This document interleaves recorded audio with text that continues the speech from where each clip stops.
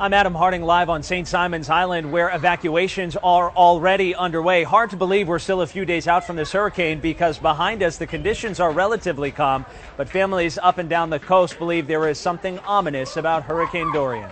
This is what we're finding tonight. A number of businesses are already boarded up, and that's because families believe that this storm will be incredibly powerful. Dorian, they believe, will be one for the record books. You're seeing sandbags right over here. This is designed to stop the flow of water from coming into all of these businesses. This area, this low-lying area, so prone to flooding, and that's why evacuations and preparations tonight are already underway.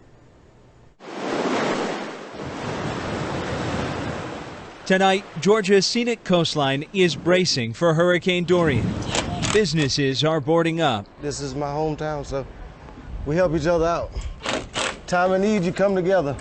As the storm continues to churn in the Atlantic. As you can tell, I've had this wood for years. Susan Bates plans to keep her Brunswick bar open for another day. We're in the Low Country. Before evacuating early Tuesday. We're glued to the TV like everybody else is, and trying to take expert advice and not be too frightened, but to do smart things. And this one's a big one. This one has everybody's attention. We already booked a room in Atlanta, so we should be good. Brandon Murphy has seen this area hit hard before. Streets flooded. He won't be around this time. Businesses flooded.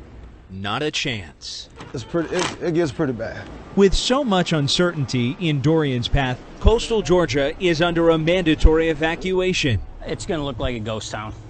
It will. Much of St. Simons Island is already shut down as rain moves in. For Kevin Foley, it is a race against time. What we usually see is a lot of downed trees because of the live oaks and high water.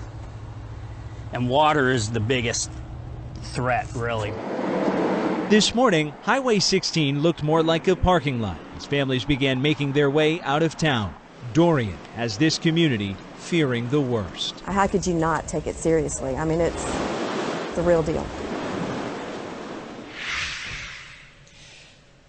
Sean and Mike, a gorgeous sunset tonight ahead of a potentially devastating storm that is crawling toward the Georgia coastline. As evacuations continue, remember they are mandatory, and because of that, the governor has ordered a contraflow on Highway 16 starting tomorrow morning at 8 a.m. That means all traffic will be moving away from the coast down 16, moving further inland. The hope is that it will ease congestion as more families choose to get out of Dorian's path.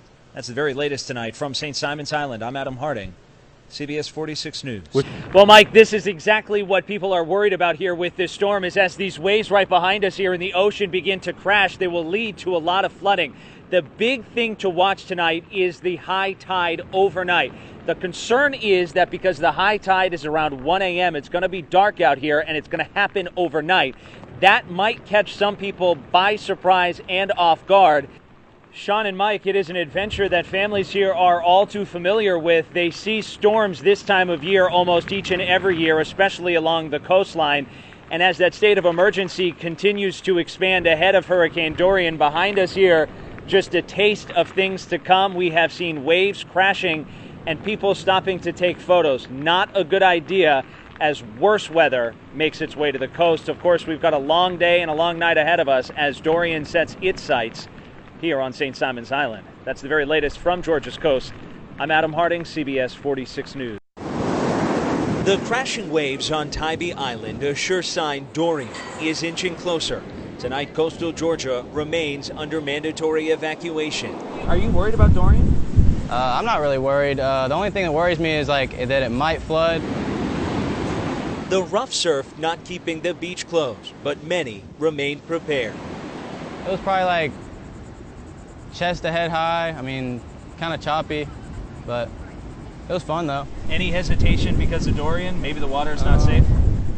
No, I mean, I've grown up in the water like my whole life. In historic Savannah, the clock is ticking. So you're packing up now and you're getting out of here? Yes. And Itzy Cologne is headed north away from the storm.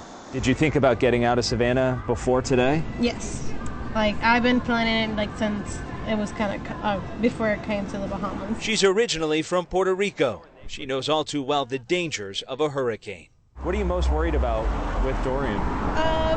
Mostly it's just like the wind and the trees. We were there as she packed up her car and left town, as all traffic on Interstate 16 was diverted from the coast. The sandbags across town are now in place. This is the calm before the storm. We're gonna hunker down and see what happens. But many are still choosing to stay. You're not evacuating? No, we're not.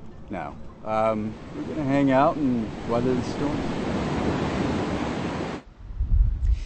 And weather the storm is what a lot of people here on Tybee Island are doing. In fact, when we drove throughout Chatham County, we did not notice a number of businesses that were boarded up. In fact, some of them here on Tybee Island are still open, despite the fact that Dorian continues to grow in size and it is still threatening Georgia's coastline. We should also tell you that there are curfews that go into effect for parts of Glynn County, which is where Brunswick and St. Simons Island are. That begins later tonight. For now, that's the very latest from Tybee Island. I'm Adam Harding, CBS 46 News. Adam, thanks. I wanted to show you that the famed St. Simons Island Pier is now closed, but the big story that we're watching right now is the ocean. The concern is the high tide overnight in about 2 hours from now, and when you factor in high tide with Dorian, that could spell trouble. Tonight, the final scenic sunset before Dorian's arrival. Coastal Georgia remains under a state of emergency. Atlantic Ocean early Wednesday, howling. The ocean is very angry right now. Yeah, I've never seen it this angry. The views at Goulds Inlet, breathtaking. That's why I'm just taking pictures. I mean, it's just and dangerous. amazing. So every storm, it changes. I mean, it's just amazing. Yeah, I think this thing's going to get rough here in a little bit. We're going to probably start getting a lot of these outer bands and getting a lot of rain in here. Brant Davis is known as the unofficial weatherman on St. Simons Island. But we're ready to go. We got some generators. We're set to go in case we lose power. Plenty of cold beers. He's seen hurricanes here before. You know, everything, all this over here, whoa, they want the hat you catch. And he gave us a tour of the area. It is a way of life, I guess. As Dorian moved in. This thing is going so slow that we're about to run out of time, and I think, you know, it's kind of we're flipping the coin on this one, I guess. You know, if it wiggles any to the left, we're going to be in trouble. This coastal community still under a mandatory evacuation. It's way less evacuated, I think, than past hurricanes and than we maybe thought it was going to be. But many are choosing to stay. I love nature, so to me it's peaceful and beautiful. We don't get this much. And ride out this storm. We've evacuated all the other hurricanes, and we just watched the storm because it was moving so slow, and it just really looked like it wasn't going to come close enough to the coast, and I'm an adrenaline junkie, and I was like, it's going to be an adventure.